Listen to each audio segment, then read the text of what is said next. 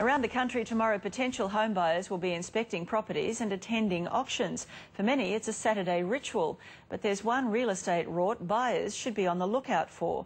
Zoe Ford has more. People are getting desperate.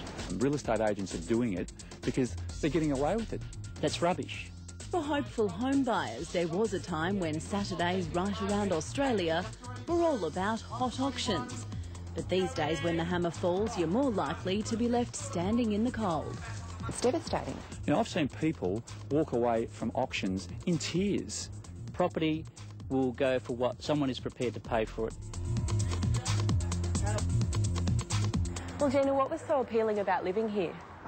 Very close to public transport, really cool shops, everything within reach, 10 minutes from the city. Gina Brett saw potential plus in this shopfront turned apartment. It was well within her price range until the bidding hotted up. If you go to an auction and you think 300,000 price tag plus, maybe I can go up to 330, 350, and it goes up to 380, or in this case 410, where do you get the money from? Where are you supposed to find money like that? The property sold for $110,000 more than the quote. You do go through an emotional roller coaster because you think that you can afford it, and then it's so far out of your price range, you just don't know what's going on. Amanda Ords looked at 20 properties in 5 months. Every single one of them has been auctioned well over the advertised price. I learned very, very quickly that you looked at the quote price, added on 20%, and that's where you had to start. Underquoting's going through the roof, according to buyers advocates like Jenny Wright. Once they have a house open for inspection and they've got 40 or 50 people coming through, they know their quote is too low.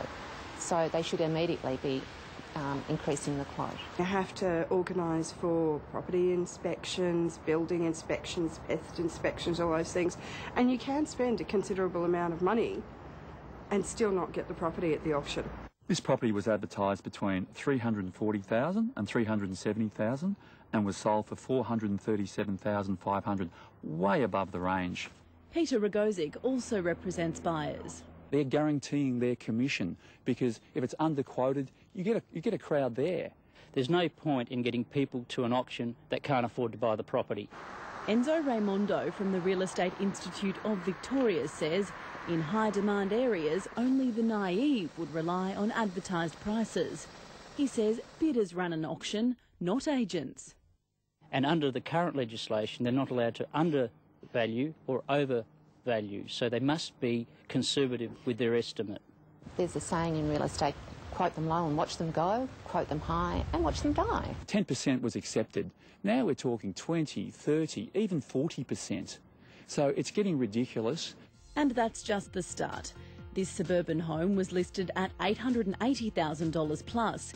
It sold for $1.245 million, a 42% difference. $360,000 plus was the advertised price here. It went under the hammer for $520,000, a 44% jump. 46% was the rise in price for this place, listed at $850,000, but auctioned for $1.241 million. Is it incompetence or is it deception? Oh, it's not incompetence, it's absolute deception. There's no deceit and there's no deception. Take no notice of the quote prices.